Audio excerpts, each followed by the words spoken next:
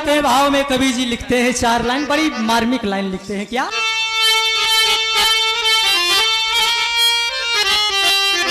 तो घूमते घूमते एक दिन देखो नारद मुने, जाके मथुरा सुनो रुक्मणी से कहा,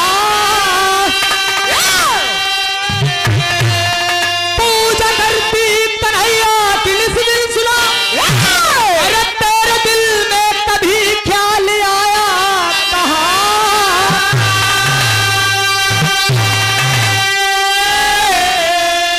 जिसकी पूजा तू करती है सुन रात दिन, तेरे दिल में कभी ख्याल आया कहा,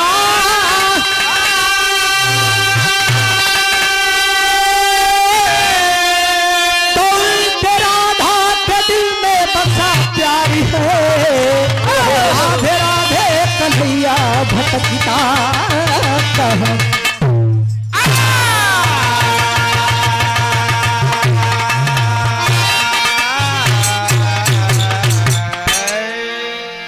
विरह में एक लाइन कव्वाली का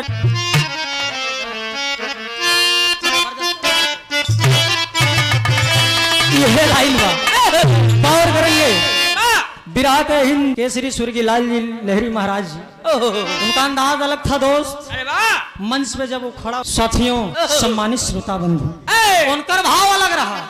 लेकिन गौर करेंगे विरह सम्राट मरहूम जनाब स्वर्गीय हैदर अली जुगनू साहब की एक एक लाइनें मुझे याद है। गाया करते थे क्या क्या?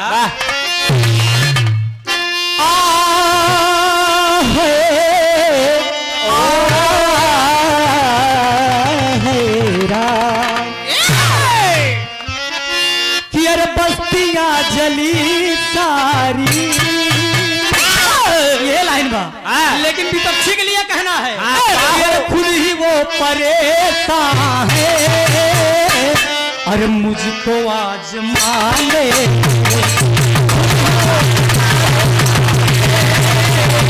मुझको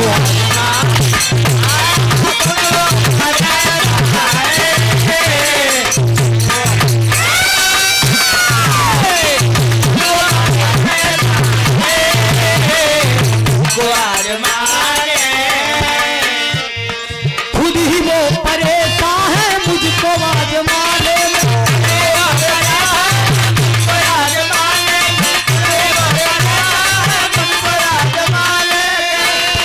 तो खुद ही वो परेशान है, मुझको आज माने में बस्तियां बस्तियां बस्तियां जली सारी, आज मेरा घर जला दो,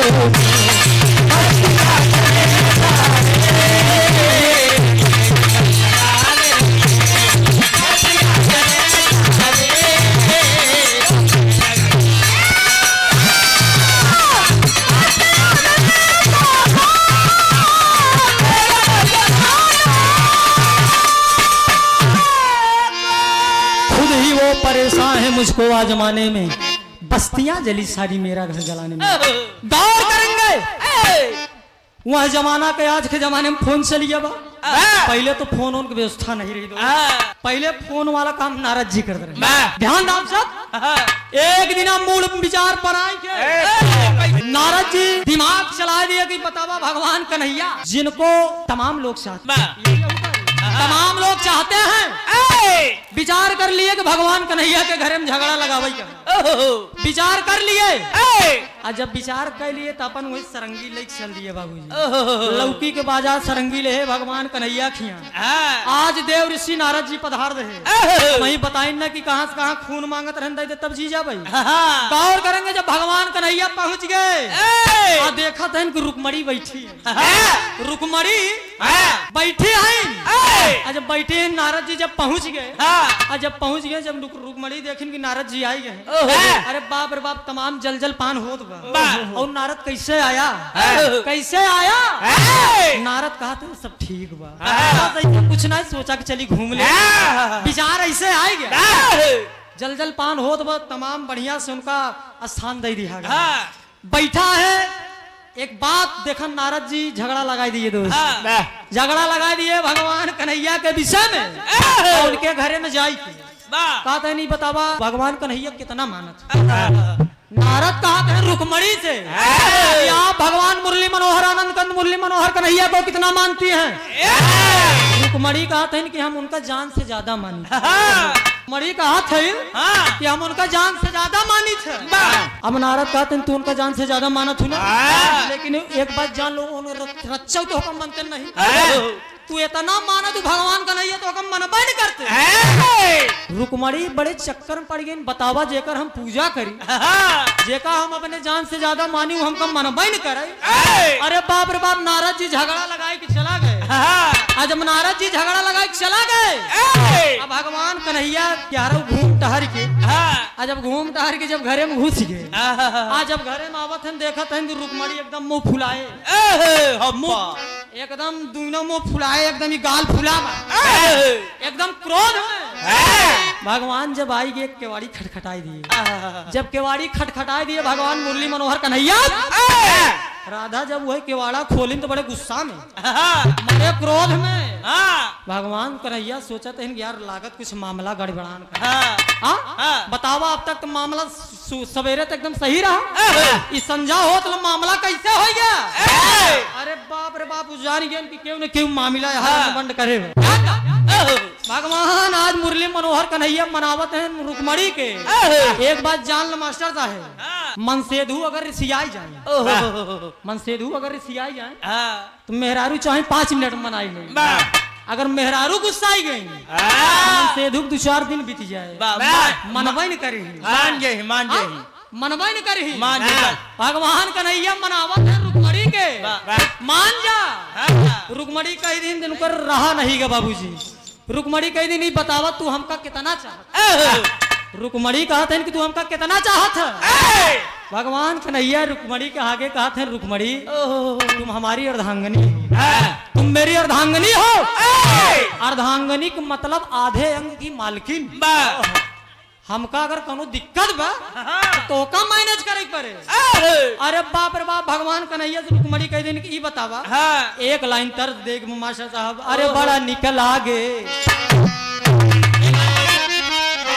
आए हाय बड़ा निकल आ गई तोहार गोरी का जरा बड़ा निकल आ गई।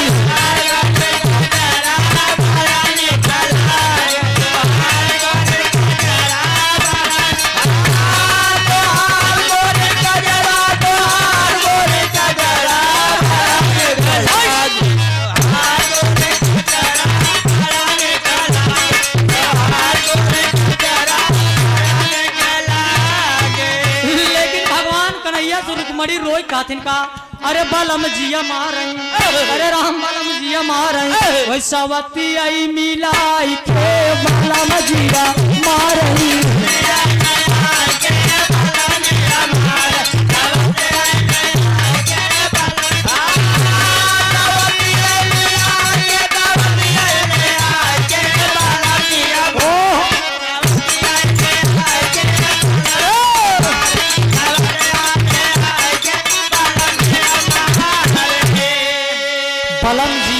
सवतिया मिलाई भगवान से रुक्मणी कह दी कहीं नहीं बतावा नारद जी आए रहे। नारद जी आए रहे और कही के गए की बतावा तू हमका नहीं मानता तू राधा को मानत। अरे बाप रे बाप भगवान कन्हैया सोचे कि बतावा यही नारद जहाँ न पहुँचे वो एकदम मामला बंद कह दे। कहीं नारद आए रहे कहा यहाँ नारद आए रहे झगड़ा लगाए न तू हमारे बात विश्वास नहीं नारद सब कुछ हो गया। रुक्मणी कहते नहीं ना सब कुछ नहीं हो गया, लेकिन वो बताए हमारे शंका बा कि आप राधा को ज्यादा मानत। अरे बाप रे बाप भगवान कन्हैया कहन खसायन तुम। अरे बाप रे बाप वही रुक्मणी का कहना अरे रोई रोई कहाँ रानी रुक्मणी गुजारिया।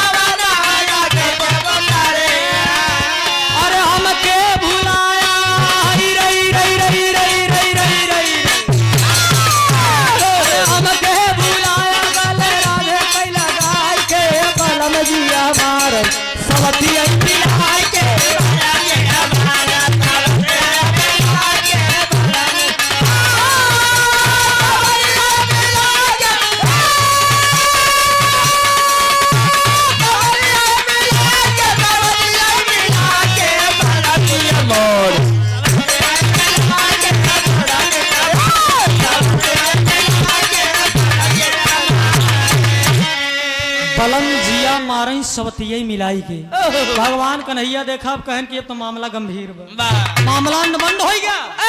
ध्यान दो, भगवान कन्हैया रुक्मणी को समझावत है कि प्रिय ऐसी कोई बात नहीं है, ऐसी कोई बात नहीं है। अच्छा भगवान कन्हैया दिमाग में सोच लिए कि मतलब नारद अगर आई कि चुंगली कही दे, घरे में झगड़ा लगाई दे, बतावा तू मान गया। भगवान कन्हैया कहें रुका हम तुहार परीक्षा ले।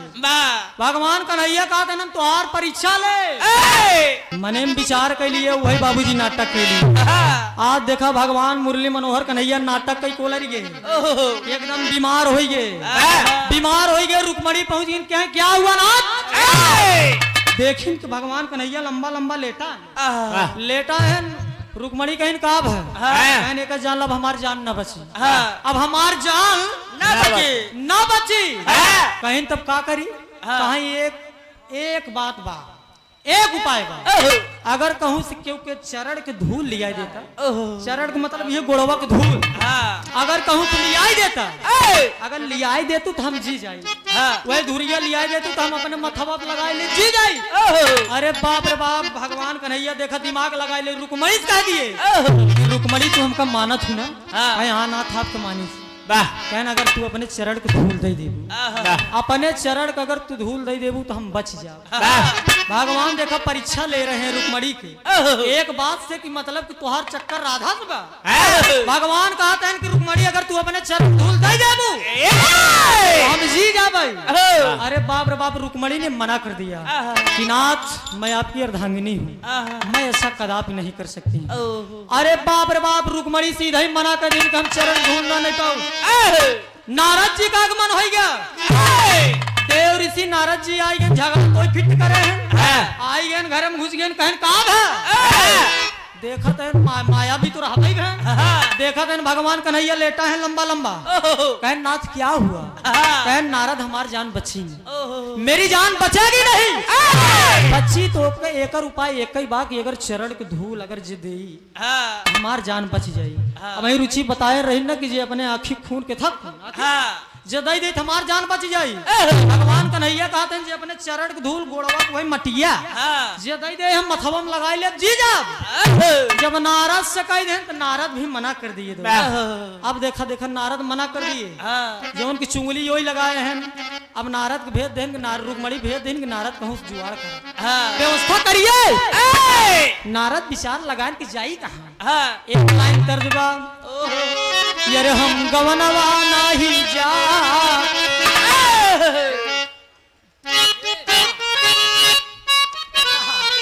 ये लाइन बा, अरे हम गवनवा नहीं जा,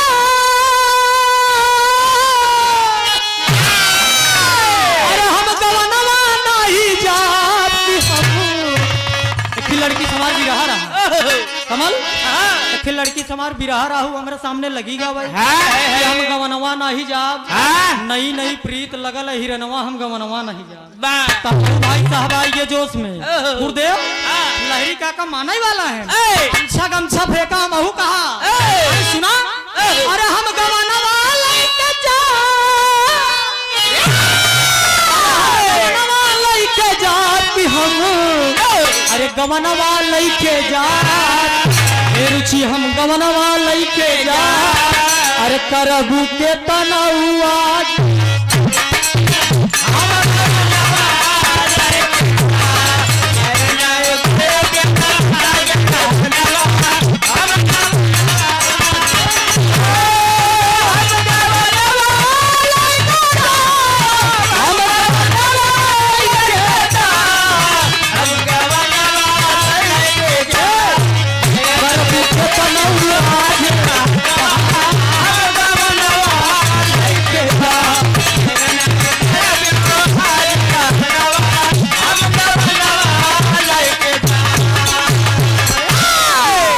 लेकिन याद रहे दोस्त, नारद जी चल दे धूर लिया भाई, रुचि नारद जी चल दे धूर लिया भाई, देखा कैसे पावत, लेकिन नारद देखा क्या करते हैं, अब सोचते हैं भगवान व्यवस्था कैसे करी, मामला तो गड़बड़ाई गया, लकड़ी तो हम ही लगाए लेकिन हम ही फंसा है तगड़ा। और नारद क्या करते हैं, अरे नारद चली हो भाई, नारद चली हो अरे चली हो भाई लेना, अरे नारद चली हो भाई लेना, वही खोज धुरिया देखा भैया, नारद चली हो भाई लेना।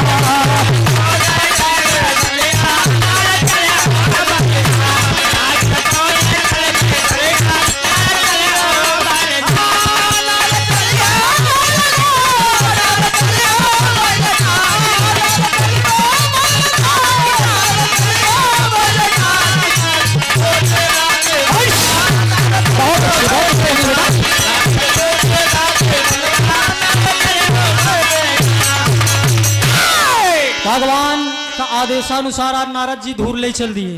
धूर ले सबसे पहले पहुंचत कहाँ है? अपने बाबू लगे। अपने बाबू लगे मतलब ब्रह्मा जी के लगे ब्रह्मलोक में। ब्रह्मलोक में पहुंच गए, ब्रह्मा जी बैठा है बाबू, ब्रह्मा जी बैठा है, नारद एकदम पहुंच गए। जब नारद पहुंच गए देखा था कि काम हो जाए। पिताजी बड़ा शांत माहौल में बैठा है, काम हो जाए। इनकी धूल मांगब तो ये नहीं करी ये दई गई। लेकिन एक लाइन तर्ज गुरु जी हमारे तरफ से, सिया दुलारी बिटिया, अरे सिया दुलारी बिटिया, तनई हर नगरी राई कुमारी, सिया दुलारी बिटिया है। रुचि देखा सुना मोबाइल में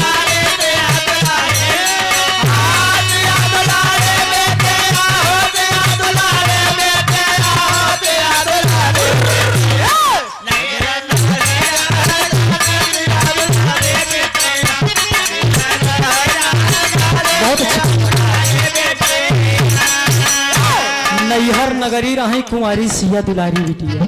लेकिन ब्रह्मा जी का कहा था नारद, अरे राम धूरी आई बरे, आई हो धूरी आई बरे, अब जाई के करे दुआरिया, धूरी आई बरे हो।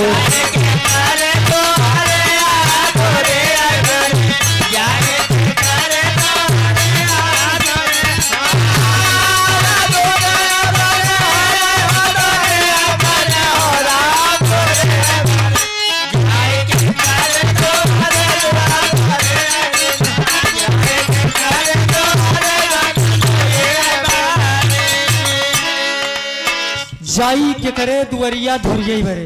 नारद जी ब्रह्मा जी से कहे पिताजी भगवान मुरली मनोहर कन्हैया के जान बड़े अटे।